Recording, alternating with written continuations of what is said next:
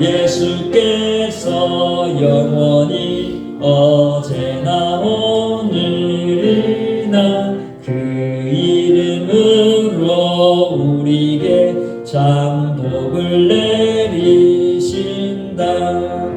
주 앞에 내가 엎드려 그 이름 찬송하는 내 귀에 들린 말씀 중 귀하신 이름 예수. 아멘.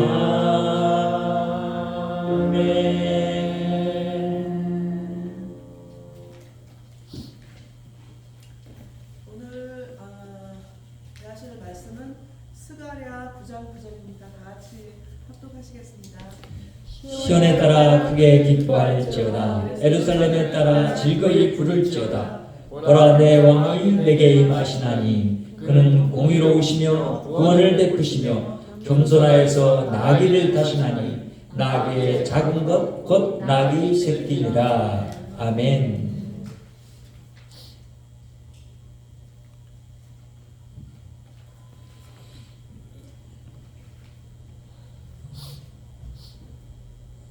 한 나라가 구성되고 그 나라에는 왕이 필요합니다. 근데 이 왕은 자신의 마음과 생각대로 백성들을 다스리는 왕이 아니라 백성들을 헤아릴 줄 알고 그들의 삶에 내려가서 그들의 말을 들을 줄 알아야 되고, 그리고 그런 자가 왕이 되었을 때 그 나라는 백성들이 살기에 좋은 나라가 됩니다. 하나님은 우리를 백성 삼으시고 자신의 나라를 이 땅 가운데서 이루어 가시는 분입니다. 그러니까 이 세상 나라가 하나님이 원하는 나라의 모습이 아니었을 때 하나님은 자신의 나라를 이 땅 가운데 시작하기를 생각하셨고, 그리고는 그런 나라가 이루어져 가는 것을 원하시면서 역사 가운데서 일해 오셨습니다. 그래서 각 나라의 모든 것들을 하나님이 주관하시면서 나라의 왕들을 세워오셨습니다. 그래서 어떤 왕들은 그들의 온전하지 못한 모습을 통해서 역사적인 교훈을 줍니다. 이런 왕은 절대로 왕이 되면 안 된다. 또 이런 왕은 우리가 바라보고 지키며 그리고 그의 그런 통치의 뜻을 계속해서 유지해서 발전시켜야 한다. 이런 나라의 왕들이 존재합니다. 우리나라에도 그렇잖아요. 세종대왕. 얼마나 백성을 향해서 고민하고 사랑하면 나라의 말 자체를 바꿔버리겠습니까? 그때는 한자를 쓰고, 한자를 쓰는 것이 유식하고, 그 사대부들이 그것을 통해서 자기들의 그 우쭐함을 드러낸 그런 시대 가운데서 어떻게 눈을 열어서 그 백성들을 볼 수 있었을까요? 그의 마음이 특심한 마음이 있었겠지만 하나님이 이 먼 역사 속에서 우리를 사랑하셔서 우리에게 한글이라는 쉬운 글을 만들어서 복음할 수 있었습니다. 그러니까 지금 이 컴퓨터가 만연한 시대 가운데서는 한글보다도 좋은 이 글자가 없습니다. 그래서 이제 앞으로 시대 속에서는 이 한글이 모든 세계 가운데 사용되어지는 그런 날을 향해서 나아가고 있습니다. 자, 이렇게 훌륭한 업적을 가지고 일하는 왕들이 있잖아요. 그뿐만 아니라 이제 우리는 역사 속에서 다윗이라는 성군을 만나게 되고 또 그가 이스라엘을 어떻게 부흥시켜 왔는지를 보게 됩니다. 그런데 우리에게는 세상의 왕은 다 부족함이 있고 연약함이 있다는 것을 알게 되고, 그런 왕들이 다스리는 그런 나라에서 사는 것은 유한하다. 정해져 있는 시간 속에서 살 수밖에 없다라는 것을 알게 됩니다. 근데 우리는 하나님의 나라는 영원한 나라 속에서 사는 백성이 되었습니다. 누구 때문에? 예수 때문에. 그래서 오늘도 우리는 그분을 찬양합니다. 뭐라고요? 나의 왕 예수라고. 그래서 우리는 오늘 이미 구약 성경인 스가랴서에서 오늘 이 종려주일의 모습을 예견하면서 주신 말씀을 우리가 살펴봄으로 인해서 하나님이 아들 예수를 통해서 이 땅에서 이루시고자 하는 놀라운 자신의 왕되심을 나타내는 모습을 발견하고, 또한 이 세상 가운데서 하나님이 부른 왕같은 제사장인 우리가 하나님의 부름받는 왕답게 이 땅 가운데서 살아가는 저와 여러분 되기를 바랍니다. 예수님은 우리의 왕이십니다. 그래서 그리스도라는 이름을 쓰잖아요. 그래서 그리스도라는 이름이 바로 그런 이름이에요. 기름 부음 받은 자. 또한 그리스도라는 이름은 메시아라는 그 이스라엘 역사 속에 담고 있는 하나님이 그들에게 줬던 왕에 대한 인상들을 가지고 있는 단어예요. 그래서 우리는 그 말씀 가운데서 이제 발견할 수 있는 것은 뭐냐면, 하나님이 우리와 함께 계시다라고 하는 임마누엘 사상을 발견하게 돼요. 그러는 하늘에 계셨던 하나님이 예수 그리스도의 몸을 입고 이 땅에 오신 거예요. 뭐 하기 위해서? 우리 안에서 우리와 함께 사시기 위해서. 그래서 우리의 왕 예수는 하늘에서 나를 찾아오신 분이세요. 그것을 말해요. 시온에 따라 크게 기뻐하라. 예루살렘에 따라 즐거이 부를지어다. 뭐라고요? 그런 왕을 찬양하라 라고 하는 거예요.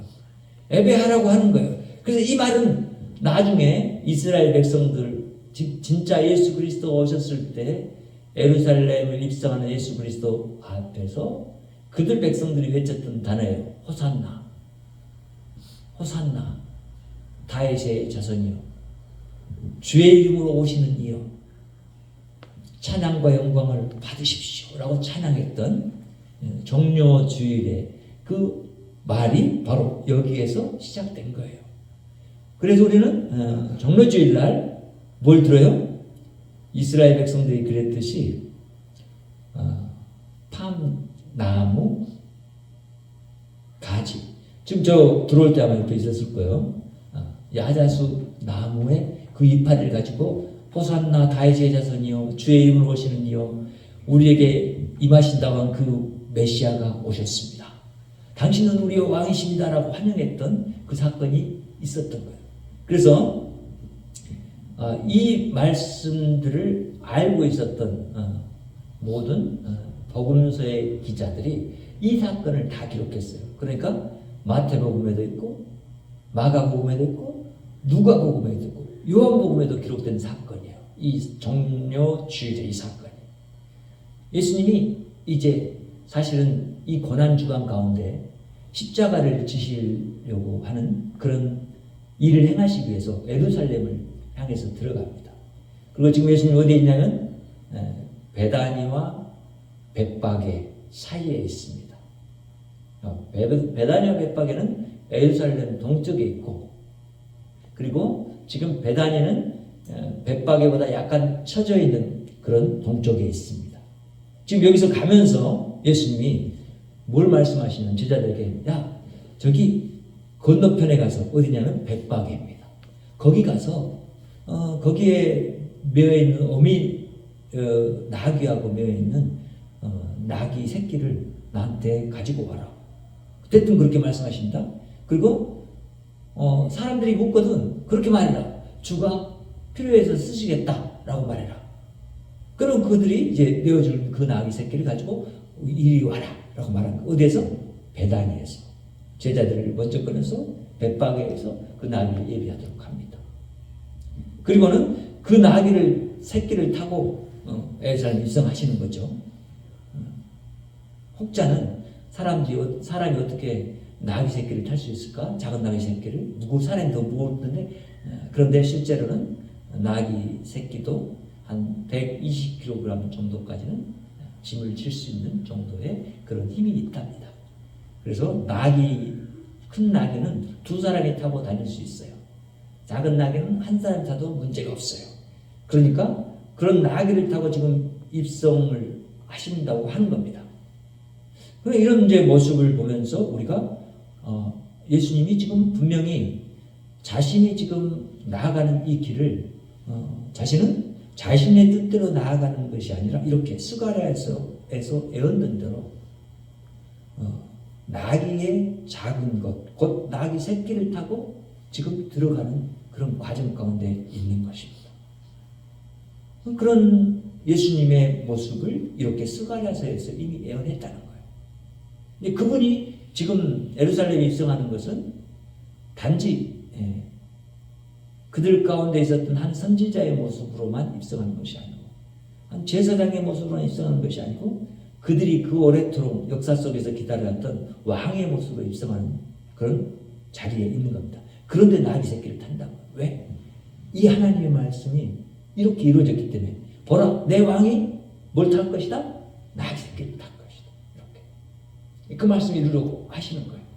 그래서 이 일을 이루시기 위해서 하늘에서 예수님이 오셨다라는 것을 우리는 알고 그분이 나에게 그렇게 오시기 위해서 하늘에서부터 나에게 내려오신 하나님이라는 것을 우리는 알아야 되고 그분이 진실로 나의 왕이라는 것을 알아야 됩니다. 그러니까 우리가 바라봐야 할 왕은 세상 나라의 왕들이 아닙니다. 그리고 그런 왕들은 성경에서 말하는 이 왕과는 차별된 왕들입니다. 그래서 그런 왕들이 있는 나라들은 하나님의 나라 안으로 들어올 수도 없고 하나님의 나라를 나타낼 수도 없습니다.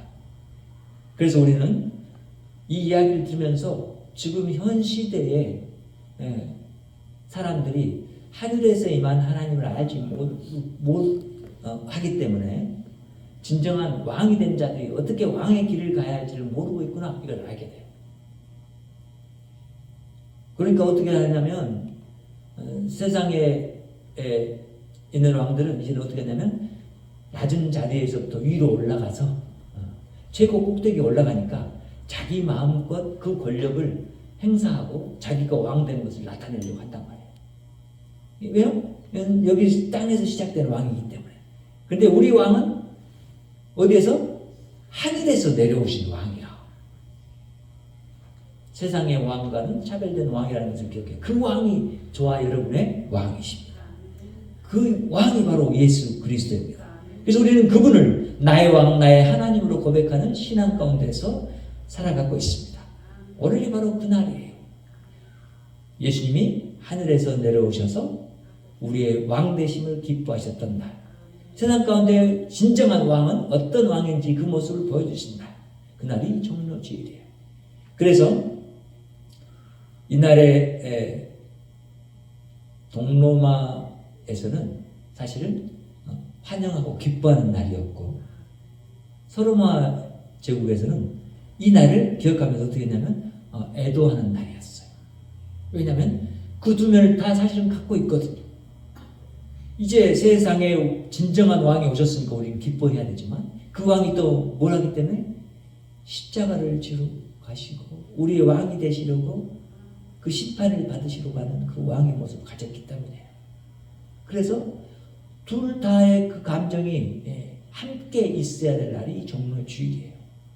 이 고난주일에 우리는 그래서 예수님이 가신 그 걸음을 생각을 하면서 우리 안에서 참된 우리의 왕이 되시려고 이 땅에 오셔서 우리가 처한 상황보다 더 아래로 내려가신 예수 그리스도를 보게 되는 거예요. 이분이 우리의 왕으로 오셔서 어떻게 우리를 다스릴까요? 둘째, 바로 우리의 왕 예수는 공의로 나를 구원하실 것입니다. 이 이야기를 합니다. 보라 내 왕이 내게 임하라니 그는 어떻게 해요? 공의로우시며 구원을 베푸시며 이렇게 말하잖아요. 공의로운 그분이 구원을 베푸신대요. 자, 그러니까 하나님의 공의라는 것은 하나님이 이 땅에 지금 예수 그리스도로 오셔서 뭐 하려고 하냐면 심판하시려고 하는 거예요.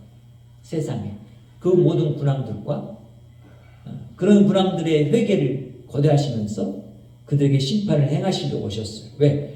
그런 나라를 하나님이 이 땅에 세우려고 하지 않았는데 사람들이 자기 나라를 세워서 하나님과 대항했고 하나님이 세운 나라의 모습은 저리 멀어져서 깨닫지도 못하고 그 나라를 추구하지도 못한 나라 가운데 있었기 때문이죠. 그런데 하나님이 이제 오셔서 그 공의를 실현하신대요. 그걸 심판을 행하신다는 거예요. 심판을 행하시기만 하느냐? 아니요. 심판을 행하신 이유는 뭐예요? 구원하기 위해서죠.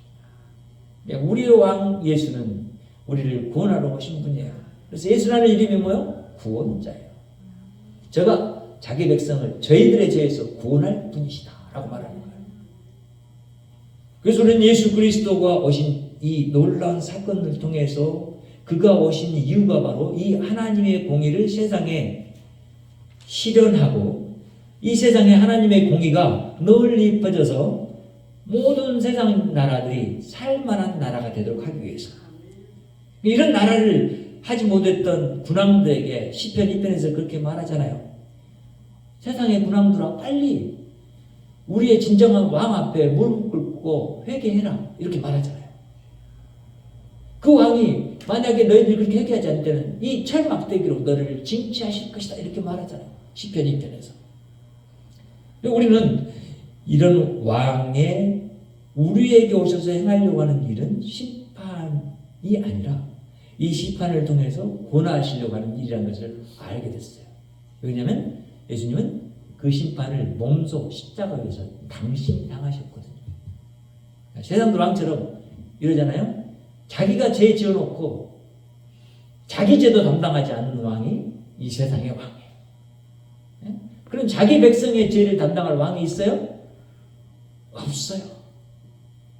예수님은 그런 자 아니다고 말해요. 이 공의를 실현하기 위해서 자기는 죄가 없는데 자기 백성의 자리로 내려가서 그 백성들의 죄를 자기가 지고 심판을 받는 거예요. 누구에게? 하나님에게. 자신이 하나님이면서도 사람의 모습으로 와서 죄 없는 사람의 모습이 이제 하나님 앞에서 모든 사람들의 죄를 자신이 몸에 지고 용서할 수 있는 그 근거를 가지고 자신이 자신을 심판하는 사건이 십자가 사건인 거예요. 왜? 그 십자가의 심판을 통해서 뭐 하려고? 이 하나님의 공의로움을 드러내려고. 그러니까 심판뿐만 아니라 이 십자가는 구원의 십자가가 된다. 모든 사람들의 죄를 용서하고 구원하기 위해서. 지금 예수님은 예루살렘을 향해서 진정한 왕으로 입성하는 거예요. 세상의 군왕들아 보아라. 진짜 하나님의 나라의 왕이 어떤 왕인지. 그 말은 내가 어떤 하나님인지 너희들이 좀 예수를 보면서 배워라. 보아라. 그리고 그 앞에 복종해라. 이렇게 하는 것은 뭐예요? 너희들도 저 왕처럼 닮아라. 이렇게 말하는 거예요. 그런데 사람들이 그것에 대해서 깨닫지를 못해. 왜? 생명이 없는 자들이기 때문에. 눈을 들어 보지도 못하고 그런 왕의 도를 깨닫지도 못해서 그들이 높은 자리에 있으니까 무조건 자기만 잘 살려고 하고 부유하게 살려고 하잖아요. 이런 모습이 어디에 있었어요? 예수님 오셨을 그 당시에 있었던 거예요. 사두개인들, 장로들, 대제사장, 제사장들, 서기관들, 바리새인들, 이 모든 사람들이 그런 왕을 고대한 것이 아니라 그런 왕과 함께 영원한 나라를 다스리는 그 복을 받으려고 하는 그것만 바라보고 있었던 거예요. 그래서 그런 예수를 지금 잡아 죽일 계획을 가지고 그들은 계속해서 예수의 행적을 쫓아가고 있었던 거예요. 근데 예수님은 그것을 아시면서 자신이 참된 왕이라는 것을 알기 때문에 자기가 그들의 죄까지도 담당하시고 내가 십자가에서 죽는 것만이 답이다 라는 것을 그들에게 말씀해 주셨죠. 그들이 요구할 때 너희들이 기적을 베풀라고 원하나 내가 너희들에게 보여줄 기적이라는 것은 요나의 기적밖에 없다 이렇게 보여준 거죠. 요나가 물고기 뱃속에서 3일 3야를 갇혀 있었는데 그때 요나는 물고기 뱃속에서 죽었어요. 그리고 하나님의 능력으로 살아났어요. 그러니까 뭘 말하고 있냐면 내가 너희들의 그런 죄악과 모든 것을 담당하고 진짜 내가 너희들의 왕으로 죽을 때야 비로소 너희들의 이 말하는 그 요구들이 무엇인지를 너희들이 깨닫게 될 것이고 그리고 너희들에게 구원이 있을 것이다. 그리고 너희들이 그렇게 고대하는 왕이 어떤 왕인지를 너희들이 알게 될 것이다. 내가 너희에게 말한 그 왕이 어떤 왕인지를 깨닫게 될 것이다 라고 말을 하는 그래서 우리는 이 말씀 속에서 하나님이 지금 이미 이 스가랴 선지자를 통해서 이런 약속들을 주시고 그것을 이루려고 하시는구나 라는 것을 알게 됐죠. 결과적으로 그분의 그런 공의로우심을 통해서 우리는 구원받은 하나님의 백성이 됐고 자녀가 되었어요. 우리는 이미 심판받은 자녀가 됐어요. 그래서 우리는 두려움 없이 하나님 앞에서 살아갈 수 있어요. 우리에게 하나님 앞에 심판해야 되는 모습이 있다면 그것은 날마다 예배 시간에 나와서 이렇게 고백하면서 우리는 정결케 된 그것에 대해서 하나님 앞에서 예수님을 믿기 때문에 나아가는 거예요. 여러분 회개를 하는 것이 한 번 회개하는 것을 가지고 또 회개하고 또 회개하고 그럴 수 있죠. 그런데 회개는 간단한 거예요. 내 행위가 하나님 앞에서 온전해지기를 바라는 것은 사실은 어불성설이에요. 될 수 없는 일이에요. 그럼 답은 자명해요. 우리의 회개는 예수 그리스도가 있기 때문에 그것이 우리의 회개할 때 완전하게 용서함 받는다라는 이 놀라운 선포가 진리 가운데 있어요. 우리의 왕이 우리의 죄를 스스로 담당해 주셨기 때문에 우리가 받을 심판을 그가 받으셨기 때문이에요. 그리고 우리를 구원해 주셨기 때문이란 말이에요. 그 구원의 확실성을 우리에게 주기 위해서 성령 하나님 보내셔서 우리에게 도장을 확 찍었어요. 너는 나의 딸이다. 너는 내 아들이다. 라고 도장을 찍은 거예요. 그래서 너는 영원히 산 나의 자녀가 됐다. 나는 너의 영원한 하나님이 됐다. 라고 선포하시는 선포인 거예요. 이런 선포 가운데서 이제 우리는 주님의 그 공의로우신 분의 그 모습을 발견할 때, 우리가 섬기는 왕, 우리가 섬기는 하나님이 이런 분이구나 라는 것을 깨닫게 되는 거예요. 참 좋으신 하나님, 참 좋으신 예수님, 참 선하신 성령님인 거예요. 그리고 우리는 그분을 나의 하나님, 나의 주로 고백하는 거예요. 이런 나의 왕은 사실 너무나 겸손한 분이에요. 그래서 그 부분에 이제 말씀을 우리에게 주시잖아요. 겸손하여서 나귀를 타시는데 나귀도 어떤 나귀? 나귀의 작은 나귀 새끼를 탔다. 이렇게 말씀하시는 거예요. 그런 거예요. 말을 못하는 계층의 사람들이 나귀를 탔겠죠. 그렇죠? 근데 그 나귀보다 더 낮아지는 것은 나귀 새끼를 타는 것이겠죠. 그 무슨 얘기예요? 이 우리의 왕 예수는 낮아질 대로 낮아져서 너희들이 생각하는 정반대의 그 모습의 왕이라는 것을 보여주는 거예요. 일반적으로 로마 시대의 왕들은 뭐요?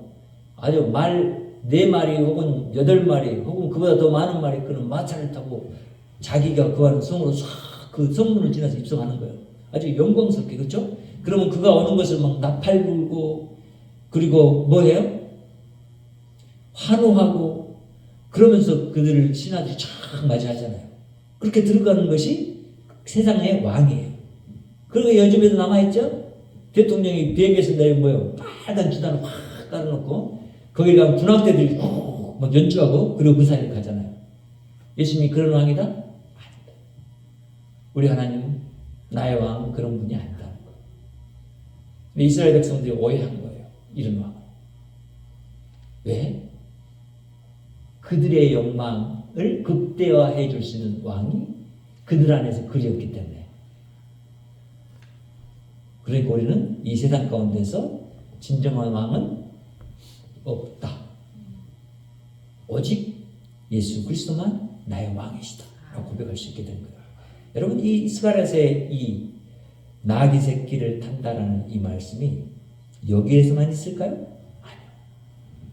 창세기 49장 8절부터 12절까지를 보면 이 왕에 대해서 이미 하나님이 야곱의 입술을 통해서 그 자녀 유다 족속을 축복하는 가운데 주신 말씀이에요. 유다의 그런 행적이 너무나도 큰 복을 받아서 이제 그 안에서 나오는 복들이 얼마나 큰가 하는 것을 우리는 창세기 49장 8절부터 12절 말씀 속에서 확인할 수 있어요. 거기에 나귀 새끼에 대한 이야기가 나와요. 풍요로움에 대한 상징으로 포도에 대한 이야기도 나와요. 그리고 그때 이 다스릴 자가 실로가 온다라고 하는 표현이 있어요. 이 실로가 뭐냐? 바로 메시아예요. 그리스도예요. 이가 와서 그의 영원한 나라를 다스릴 거예요.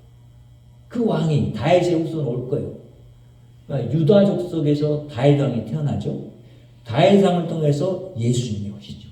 자, 스가랴서는 그러니까 뭐예요? 그 중간에서 다시 한번 그분이 어떤 분인가를 더 명확하게 말해주고 있어요.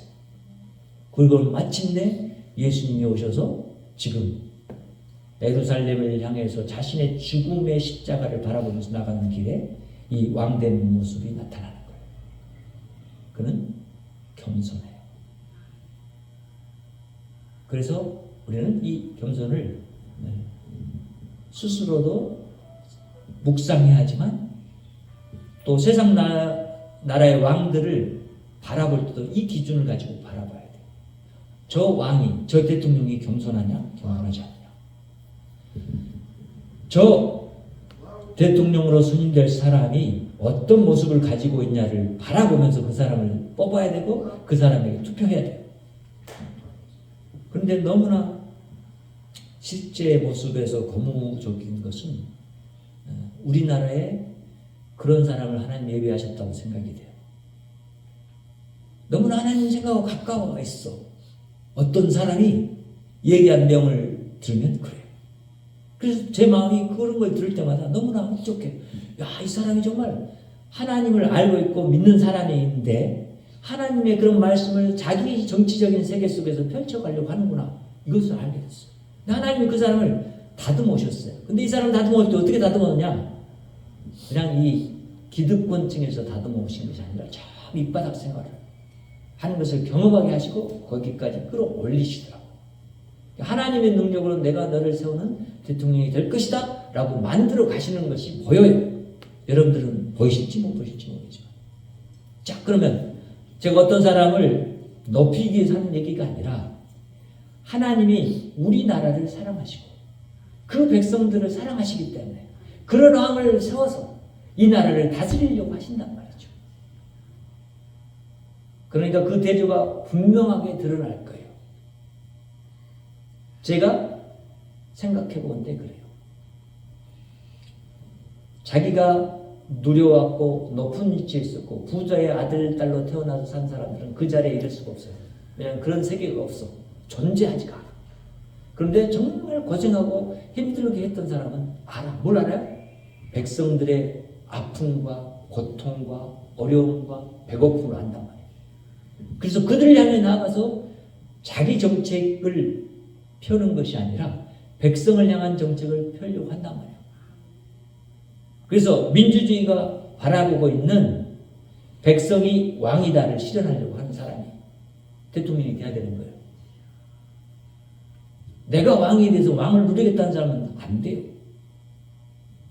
우리 시대는 그런 왕이 왕을 해야 돼. 대통령을 해야 돼요. 그래야만 백성들이 갖게 되는 것이 뭘까요? 샬롬, 평화예요. 평화. 그런 왕이 다스려야죠. 오늘 우리의 왕이 오셔서 그래서 그런 겸손한 모습으로 다스릴 때 우리에게 오는 것이 뭐예요? 평화예요. 평화. 그래서 성경은 그렇게 말하는 거예요. 평강의 왕 이렇게 말하는 거예요. 평강의 왕이 다스릴 때 우리의 마음이 기쁘고 즐겁고 마땅히 그분을 찬양할 수밖에 없어요. 호산나. 그래서 이 말씀을 들으면서 이제 우리 생각해야 돼요. 우리는 왕이에요, 아니에요?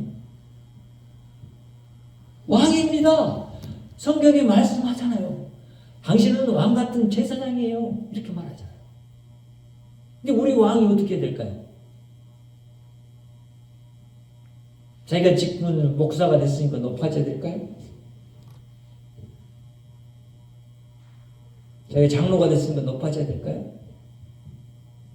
겸손해야죠. 그렇죠? 네. 이것을 나타내는 사람이어야 돼요. 이런 겸손을 가지고 있어야 돼요. 그래야만 진짜 왕됨을 나타내는 사람이 될 수 있는 거예요. 세상 가운데서. 내가 잘났다고 하는 사람이 어떻게 가서 고통당하고 있는 사람의 발을 씻겨줄 수 있으며 똥으로 번복된 사람의 몸을 씻겨줄 수 있으며 어떻게 배고픈 자에게 다가가서 그 배고픔을 해결해 줄 수 있는 그런 마음을 가질 수 있으며 없잖아요. 그러니까 우리 주님이 왕으로 오셔서 겸손한 왕으로 행하시는 모습을 보세요. 뭘 행하시는지. 성전 청결을 하십니다. 왕으로 예루살렘 들어가서 그렇잖아요. 왜 청결을 하죠? 왜 그럴까요? 거기에 하나님의 모습이 드러나야 할 부분에 하나님이 나타나지 않고 사람들의 생각과 사고가 가득한 그곳에는 하나님이 왕으로 계실 수 없는 것이고 거기에는 하나님이 없기 때문에 자신이 지금 왕으로 입성하는 그곳에는 그것이 존재해야 돼요? 말아야 돼요? 없어야 되는 거예요.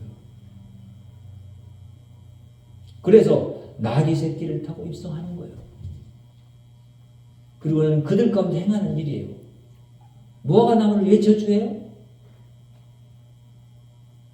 왕이 요구하면 무화과도 무화과 나무가 열매를 맺어야 돼. 왕이 배고픈 것을 알고 맺어야 돼.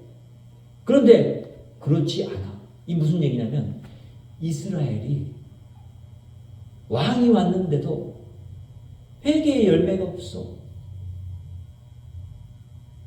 그 열매를 기다리는 거예요. 근데 없어. 지금 이제 막바지에 지금 예수님이 죽으려 가시는 그 길에마저도 예수님은 그 사건을 통해서 이스라엘 교훈하시는 거예요. 지금 너희가 왕 같은 제사장인데 너희에게서 왕 같은 제사장의 모습, 그 열매에 삶이 없다면 입만 무성한 무화과 나무 같으니 그것은 잘라서 말려서 뭘로? 땔감으로 쓸 수밖에 없다. 심판이 있을 수밖에 없다라고 말할 거잖아요. 우리는 기억해야 돼요. 겸손한 왕이 돼야 돼요. 그 모습을 따라가야 돼요. 예수님처럼 우리가 겸손할 수는 없어요. 그렇지만 우리는 겸손해질 그런 비결을 알았어요. 예수 그리스도 안에 있을 때, 하나님 말씀대로 살 때예요. 그럴 때 우리는 겸손한 왕이 될 수 있어요. 여러분 말씀드렸잖아요. 여러분 왕을 넘어선 사람들이잖아요. 어떤 사람이에요? 여러분 하나님의 형상을 가진 사람이에요. 이 작은 세상만 다스리고 있을 사람이 아니에요. 온 세상을 다스릴 사람들이란 말이에요. 그런데 하나같이 범인처럼 일반 사람처럼 죽어가고 있느냐라고 성경이 말하잖아요. 뭘 못해서? 이 겸손을 나타내지 못해서요. 진짜 왕의 다스림을 나타내지 못했어요. 하나님이 내 안에 계시다고 말하면서 내 안에서 나타나는 것은 내 뜻과 내 생각과 내가 하고 싶은 것을 나타내는 사는 사람. 어떻게 나귀를 탈 수 있겠어요, 이 사람이? 어떻게 하나님 나라의 왕이라고 할 수 있겠어요? 하나님이 너를 신이라고 말했는데 어떻게 신이 될 수 있겠어요? 그래서 오늘은 우리는 이 종료주일에 생각합니다. 나의 왕 예수를 묵상할 때 그분은 정말로 겸손의 왕으로 이 땅에 오셔서 그 이루신 일들을 우리가 봤을 때 그런 왕이기 때문에 나를 구원할 수 있었고 그런 왕이 다스리는 나라니까 영원한 나라가 돼서 하나님의 다스림이 영원토록 이르게 될 것이라는 것을 알게 됩니다. 우리는 이 땅 가운데서 그 나라를 나타내는 삶 가운데 있습니다. 이렇게 겸손하신 나의 왕 예수 그리스도를 전하고 선전하는 가운데 있습니다. 말로만이 아니고 행동으로까지. 우리의 겸손함은 반드시 이 땅 가운데서 나타나야 합니다. 여러분이 나이가 많으니까 어른입니까? 여러분 나이가 적으니까 어린아이입니까? 그런 구분으로 사람을 보지 말고 하나님이 지은 하나님의 형상으로서의 사람을 보자고요. 하나님에 대한 이런 이해가 있을 때 우리는 사람이 됐든 사물이 됐든 하나님의 뜻으로 판단할 수 있기 때문에 우리는 겸손한 자가 될 수밖에 없어요. 사람이 풀한 포기를 만들 수가 없어요. 그런데 그렇게 교만해요. 사람이 먼지 하나를 만들 수 있어요? 없어요. 그런데 그렇게 교만해요. 그런 교만을 우리는 그 끝이 어디라는 것을 알고 있잖아요. 흑인이 흑으로 돌아갈지라. 그 교만은 끝장을 내겠다는 하나님의 말씀인 거죠. 그러면 우리의 하나님이 되시려고 그것을 끝내신 사건이 바로 이제 이 우리의 왕 예수 그리스도를 통해서 우리에게 이루어진 거예요. 저와 여러분은 하나님의 형상으로 예수 그리스도를 닮은 자예요. 닮아가야 할 사람이에요. 그렇기 때문에 어디 됐든지, 집에서 됐든지, 교회에 됐든지, 직장에 됐든지 내가 나타내야 할 모습은 진짜 나의 왕됨이에요. 거짓된 왕의 모습 말고 뭐요? 겸손한 모습. 내가 있는 자리에서 사람들을 바라보고 그리고 그분들을 섬겨가는 거예요. 내가 할 수 있는 범위로, 내가 할 수 있는 언어로, 내가 할 수 있는 행위로 섬겨가고. 그럼 거기 뭐가 있어요? 하나님의 나라가 거기 있는 거예요. 하나님이 거기 계시는 거예요. 그러면서 그 삶을 통해서 영광 받으시고 예배 받으시는 거예요. 그 삶을 가지고 오늘 저와 여러분이 나와서 이 종료주일에 하나님 앞에 서는 거예요. 그리고 그분께 그분이 나를 통해서 행하신 일에 대해서 감사하고 찬양하는 시간이 되는 거예요. 호산나 다윗의 자손이여 주의 이름으로 오시는 이여 찬양 받으시옵소서. 당신은 영원토록 찬양받기 합당하신 분이십니다. 저와 여러분의 고백이 삶 속에서 지속적으로 이루어져서 우리 하나님을 높이는 우리 기쁨교회 모든 식구들이 다 되기를 간절히 바랍니다. 기도합니다. 하나님의 크신 사랑과 은혜가 오늘 또 우리 가운데 있음을 인하여 감사합니다. 하나님이 우리를 사랑하셔서 이 땅에 낮고 낮은 자리에 임하시고 우리와 함께 사시면서 정말 토하고 싶은 자들 안에서 지성소를 만드시고 그 안에 계신 하나님을 생각할 때 하나님 우리가 얼마나 하나님을 깨닫지 못하고 알지 못하는 자들인지 하나님 그러나 불쌍히 여겨주셔서 우리 안에서 우리를 성전 삼고 계신 하나님 그분이 나의 하나님이고 우리의 하나님인 것을 인하여 감사드리고 하나님 영광받기 합당하신 분인 것을 고백합니다. 진실로 우리가 온 마음과 온 행위로 우리 주님을 찬양해도 끝이 없는 찬양을 해도 하나님 그 찬양이 끝없음을 인하여서 우리 하나님을 높이기를 소망합니다. 하나님 우리를 하나님 나라로 부르셨사오니 하나님 우리를 이 세상 가운데 왕으로 부르셨사오니 왕답게 살 수 있도록 성령으로 역사하시고 능력으로 충만케 해주시옵소서. 하나님 진실로 예수 그리스도의 닮은 자의 삶을 이 땅 가운데 드러내므로 하나님 우리가 주님을 높이는 날마다의 순간순간의 삶 되도록 하나님이 이끌어 주실 것을 믿고 감사드리며 예수님의 이름으로 기도합니다. 이제는 우리 주 예수 그리스도의 은혜와 하나님 아버지의 무한하신 사랑과 성령님의 내적사 교통 충만하심이 오늘 또 예수님이 나의 왕이라고 고백하는 고백에 합당한 삶을 살기를 소원하는 여기 머리 숙인 주의 귀한 백성들의 머리 위에 가정 위에 이웃 위에 직장 위에 나라 위에 교회 위에 지금으로부터 영원토록 우리의 왕으로 함께 계실지어다. 아멘.